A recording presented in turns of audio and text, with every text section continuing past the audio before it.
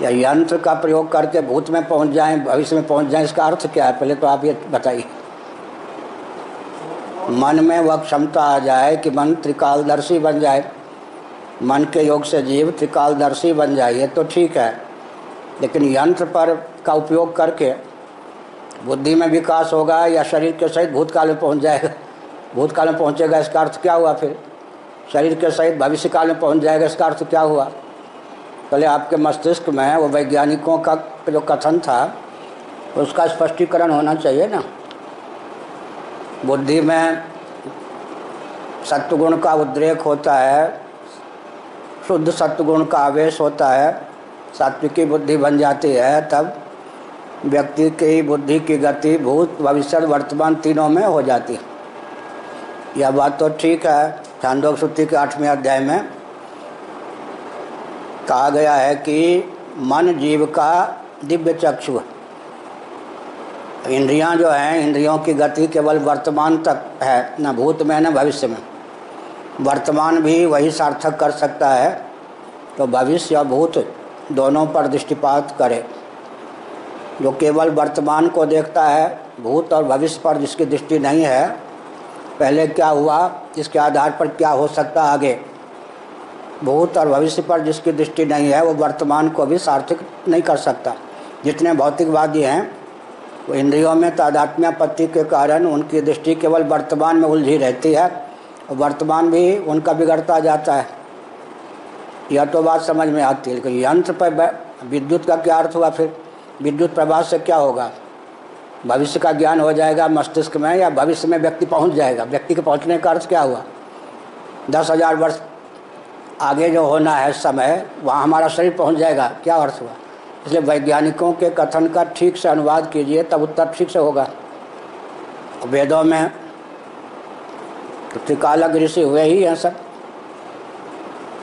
ये जो वेदव्यास जी का है कि भूतकाल के सैकड़ों चतुर्युग का दर्शन किया उन्होंने। किस कल्प में किस प्रकार की घटना घटी, किस कल्प के राम जी ने किस प्रकार का व्यवहार किया, किस कल्प के युधिष्ठिर जी ने किस कल्प कैसा व्यवहार किया। यहाँ तक कि योग वासिष्ठ में वशिष्ठ जी ने राम जी को बताया, भविष्य में तुम जो हो राम जी कृष्ण होकर अवतार लोगे। उस समय महाभारत युद्ध के अवसर पर अर्जुन तुमसे यह प्रश्न करेगा, उस समय तुम अर्जुन को यह उपदेश दोगे। वो योग वासिष्ठ में, अपने यहाँ से उसका भी अनुवाद छपा हुआ है योग वासिष्ठ में। इस प्रकार भविष्य में कृष्णावतार होगा, कृष्ण भगवान को अर्जुन विषादग्रस्त होकर कुछ पूछेंगे, भगवान श्री कृष्ण क्या उत्तर देंगे। उस समय लाखों वर्ष पहले वशिष्ठ जी ने बता दिया राम जी को। योग वासिष्ठ में यह कथा है, भविष्य गति से गीता का वर्णन है। हमने उन श्लोकों का अनुवाद भी किया है। ये तो बात हो गई। योग वासिष्ठ में एक एक व्यक्ति ने अपने 10-10 जन्म की और सामने वाले भाई आदि के 10-10 जन्म की गाथा का वर्णन किया है। कभी तुम चींटी थे, कभी तुम लता थे, कभी तुम नदी थे, कभी तुम पर्वत थे, मैं कभी अमुक था, मैं कभी अमुक था।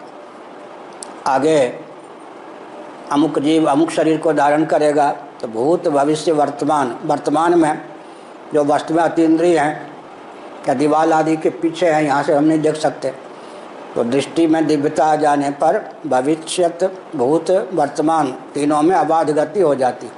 इसलिए भगवान को सर्वज्ञ कहा जाता है। युंजान योगी, युक्त योगी, योगियों के 2 भेद हैं। युक्त योगी को तीनों काल हर समय प्रत्यक्ष दिखता है।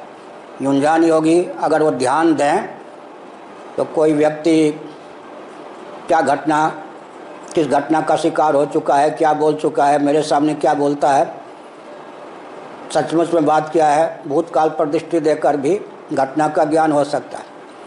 तो रामचरितमानस में भगवान राम को युक्त योगी के रूप में दिखाया, शिव जी को युंजान योगी के रूप में दिखाया। सती जी ने परीक्षा ली राम जी की, लेकिन झूठ बोल गई, मैंने कोई परीक्षा नहीं ली।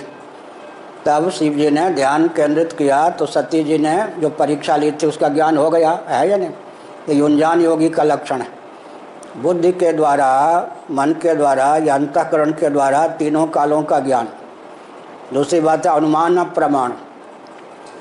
अनुमान के द्वारा भी होता है, भविष्य का आकलन हो जाता है। अब आजकल यंत्र के द्वारा मौसम ज्ञान हो जाता है या नहीं? तो चींटी आदि में तो पहले से ही वो ज्ञान है। वर्षा के जो ही आसार होते हैं तो चींटियाँ क्या करती हैं, अपने अंडे को लेकर भगती हैं। पक्षी क्या करते, धूल से स्नान करने लगते हैं। उन सबको मौसम का ज्ञान पहले हो जाता है। और जो विदेश में रहने वाली चिड़ियाँ हैं वो भारत आ जाती, भारत की चिड़ियाँ बाहर चली जाती। उनके अग्रदूत होते हैं, वो जाके टोही दल, पाकिस्तान में जाना है, कहाँ जाना है, गंगा सागर से हम लोग आते हैं।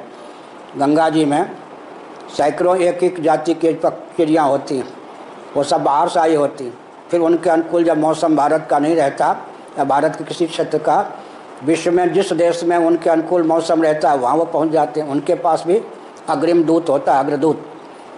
चिड़ियों में वो तो है ही, भविष्य के दर्शन की क्षमता चिड़ियों में है, चींटियों में है। और पशु पक्षी आदि रोने लग जाते हैं, चिल्लाने, कुत्ते चिल्लाने लग जाते हैं, सियार बोलने लग जाते हैं, कौवा कहीं कहीं करने लग जाता है। उनको भविष्य का ज्ञान पहले हो जाता है। ये सब तो ठीक है। अब मशीन पर बैठ जाएगा व्यक्ति या क्या करेगा, वो पहले आप वैज्ञानिकों ने क्या कहा उसका ठीक से ज्ञान प्राप्त कीजिए। और होता भी है।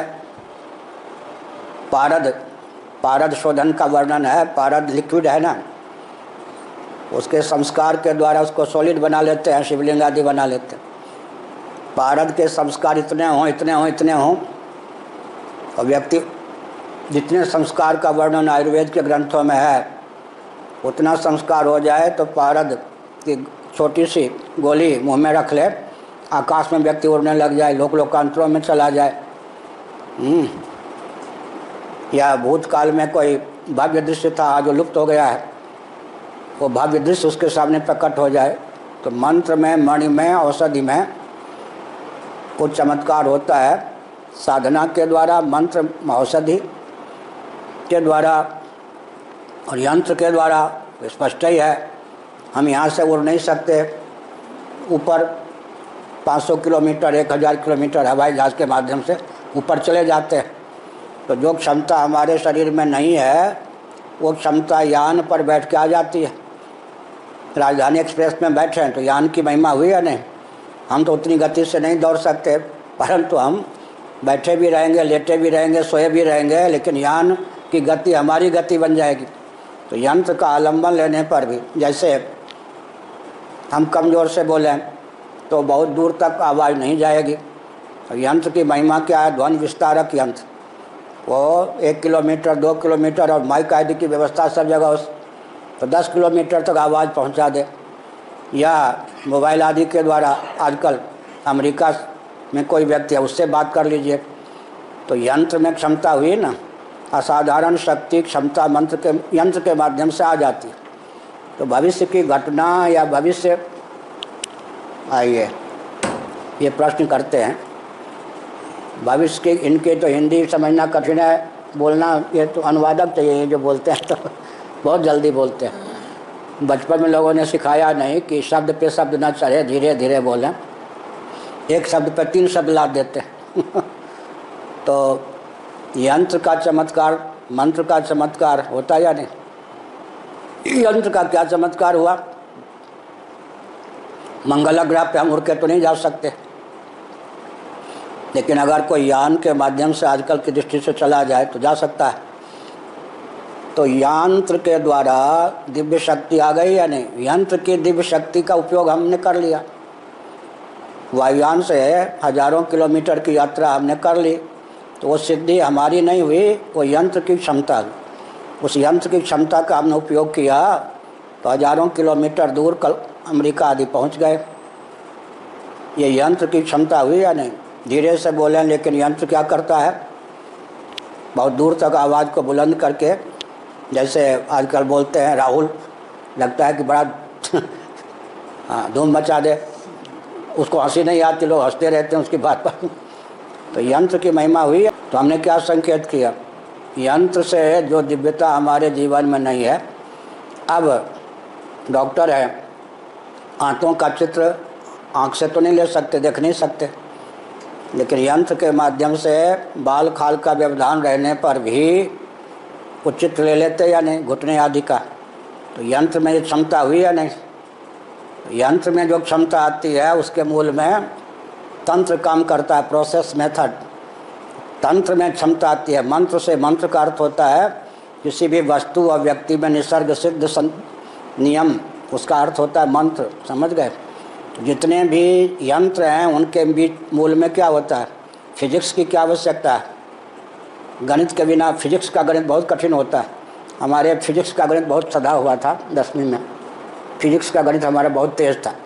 फिजिक्स का गणित, भौतिक शास्त्र का गणित बहुत कठिन होता है। तो गणित के बिना क्या होगा? कोई भी सिद्धांत है उसको यंत्र तक पहुंचाने, यंत्र के माध्यम से काम लेने के लिए बीच में प्रोसेस मेथड है। न्यूटन का सिद्धांत है तो ऋषियों के द्वारा प्रदत्त, पहले से पृथ्वी जल आदि में है। सिद्धांत या नियम जिसके आधार पर वस्तु काम करती है, व्यक्ति काम करता है, उसका वैज्ञानिक दर्शन करते हैं, ऋषि मंत्र दृष्टा ऋषि भी दर्शन करते हैं। ठीक है। उसको फिर सर्वसुलभ कराने के लिए क्या करते हैं? प्रोसेस बनाते हैं। तो मंत्र को तंत्र का रूप देना और तंत्र को यंत्र का श्री यंत्र भी है या नहीं? तो ये तो यंत्र की महिमा हुई या नहीं? अब यहाँ पर तावीज़ बांध लेते हैं बहुत से लोग, तो उस तावीज़ का अर्थ क्या होता है? उससे रोग आदि का निवारण होता है, टोनाटा पर से व्यक्ति बच जाता है।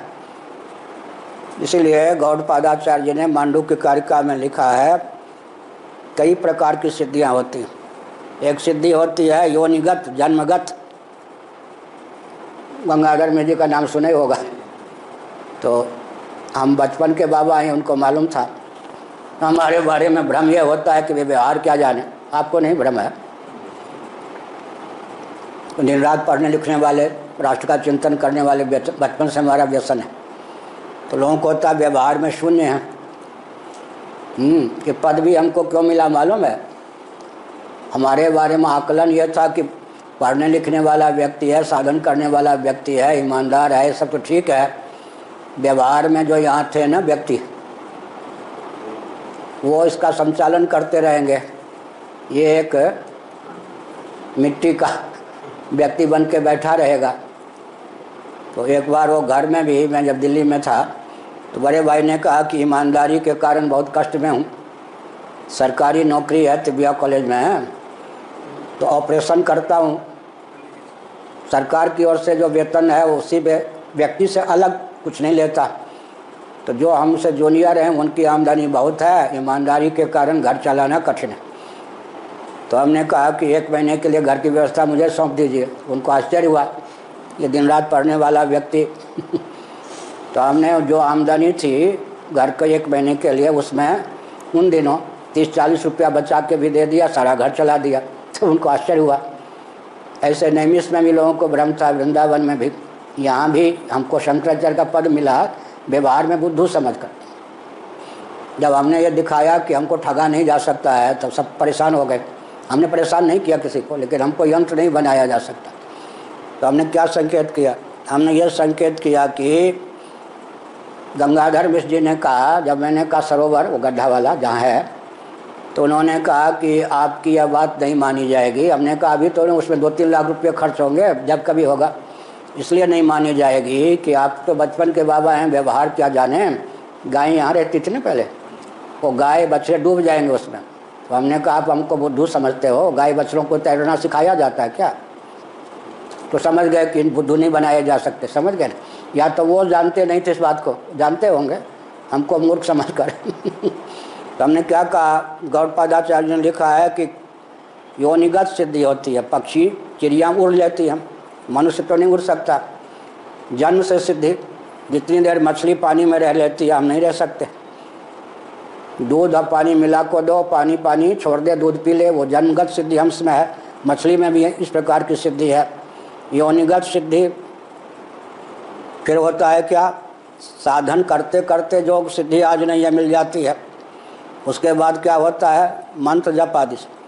फिर मणि, मंत्र, मौषधि, इनके द्वारा सिद्धि।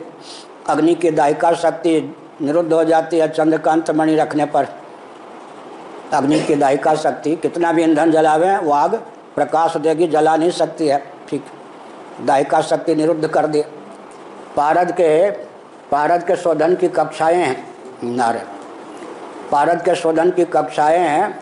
अमुक ढंग से पारद का शोधन हो जाए तो इतने से छोटी सी गोली हेम्योपैथ की तरह, बाइकोमिक की तरह मुंह में रख लें तो आकाश गमन की बात आ जाएगी। योग्यता वस्तु के योग से भी, औषधि के योग से, मंत्र मणि औषधि, ऐसे यंत्र के योग से 1000 किलोमीटर हम 1 घंटे में नहीं चल सकते, लेकिन हवाई जहाज का आलम्बन ले लें तो बैठे बैठे चल लेंगे।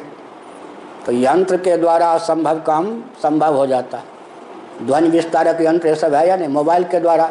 लेकिन मोबाइल के द्वारा अमेरिका में कोई है उससे जो बात करेंगे, एक बार रात के 11 बजे अशोक सिंघल जी ने नेपाल को लेकर जो मैंने संदेश दिया था, मुझसे बात की, वो अमेरिका के 11 बजे रात के। तो क्या है, शब्द व्यापक है, ये पूर्व मीमांसा का सिद्धांत। शब्द उनके यहाँ द्रव्य है और व्यापक है। कहीं शब्द गुण होता है, शब्द तन्मात्रा जब कहते हैं शब्द द्रव्य होता है। शब्द व्यापक है, तभी तो अमेरिका में बोलने वाला व्यक्ति इस समय बोल रहा है, हम सुन लेते हैं। या तो हमारे पास दिव्य श्रवण की योग्यता हो या फिर यंत्र हो। तो जो काम दिव्य दृष्टि के द्वारा, दिव्य शक्ति के द्वारा सधता है, वह यंत्र के द्वारा भी सध जाता है या नहीं। इन्होंने प्रश्न किया कि जर्मनी में वैज्ञानिक हुए हैं, उन्होंने कहा है कि भविष्य में एक यात्रा ऐसा यंत्र बन सकता है जिससे व्यक्ति समय की सीमा को पार कर सकता है, भूत में जा सकता है, भविष्य में जा सकता है। जा सकता है का अर्थ क्या है, भूत भविष्य का ज्ञान हो सकता है, ये होगा। इनकी धारणा यह है कोई यंत्र पर बैठ जाएगा या यंत्र का प्रयोग करेगा, वो यंत्र उसको 1000 वर्ष पहले, 10,000 वर्ष पहले पहुंचा देगा। वो नहीं है।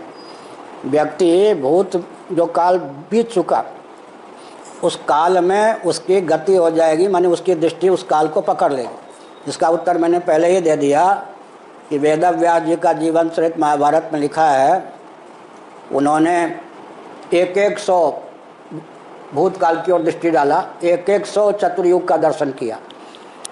फिर किस युग में राम जी ने, कृष्ण जी ने क्या चरित किया, उन सब में। इसलिए तुलसीदास जी ने लिखा, कल्प भेद हरिचर्य सुहाए। विविध रामायणों में राम जी के अयोध्या में प्रकट हुए तो ठीक है, लेकिन कई घटनाओं में भेद है।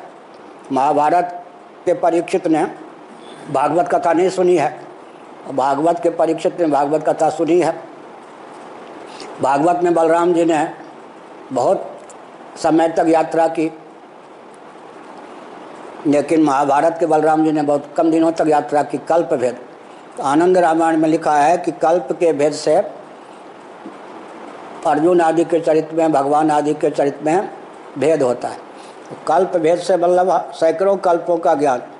वाल्मीकि जी ने रामायण लिखा और राम जी राज सिंहासन पर बैठ गए, इतनी घटना घटी थी। आगे का ग्रंथ भी, आगे जो करेंगे लीला, सब दिव्य दृष्टि से देखकर लिख दी।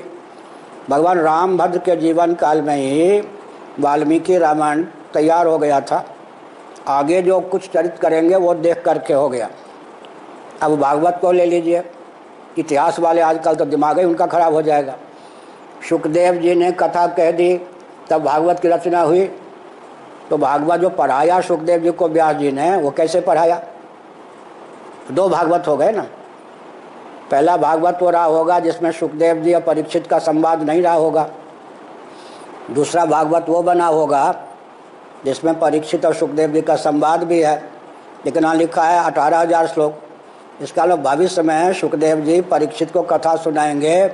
वो घटना जो भविष्य में घटने वाली थी, दिव्य दृष्टि से देखकर पहले ही भागवत की रचना कर दी। जैसे मैंने उदाहरण दिया, वशिष्ठ जी ने कहा राम जी से, भविष्य में तुम कृष्ण होकर अवतार लोगे, एक तुम्हारा सखा होगा अर्जुन, उसको विषाद होगा, उस समय तुम यह उपदेश दोगे। हमने कोई ग्रंथ लिखा है, उसने इसका अनुवाद भी किया। योग वासिष्ठ में भविष्य में जो गीता का उपदेश दिया जाएगा पहले अंकित है, और इस समय जो गीता हमको प्राप्त है उस दोनों में तालमेल बैठाना भी बहुत कठिन है, सबके बस की बात नहीं। तो हमने कहा ना, इसलिए दिव्य दृष्टि के द्वारा, साधना के द्वारा, यंत्र के द्वारा भी दिव्य शक्ति की प्राप्ति हो जाती है। लोक लोकांतर के द्वारा आगे जब हम चले जाएंगे, ऊपर चलते जाएंगे, तो शरीर के जो भार में क्या अंतर पड़ेगा या नहीं? क्या शरीर हल्का फुल्का होता जाएगा? इसका अर्थ अच्छा, यहाँ पर जो अब चीन की सीमा पर जाएंगे, मर ही जाएंगे एकाएक। वहाँ रह जो जाते हैं मिलिट्री वाले ये सब, ये यात्री 10 दिन एक जगह रहते, फिर माउंट एवरेस्ट पर चढ़ेंगे तो हवा का, वहाँ के प्राणी के लिए उतने हवा में रहने की क्षमता है। यहाँ का व्यक्ति एकाएक पहुँच गया, मर जाएगा। उसको फिर क्या होता है, वायु की जलवायु की सहिष्णुता करनी पड़ती है। 10 दिन यहाँ रहे, 10 दिन फिर वो जाके, बहुत सी घाटियाँ हैं चीन की जहाँ जा सकता है, वहाँ के व्यक्ति 12 महीने रह सकते हैं। हुआ ना? इसका अर्थ क्या हुआ? इसका अर्थ यही हुआ कि देश को लेकर सिद्धि, काल को लेकर सिद्धि, जन्म को लेकर सिद्धि, वस्तु को लेकर सिद्धि, यंत्र को लेकर सिद्धि, मंत्र को लेकर सिद्धि। चलो आज का प्रवचन बहुत अच्छा हो गया। चलो।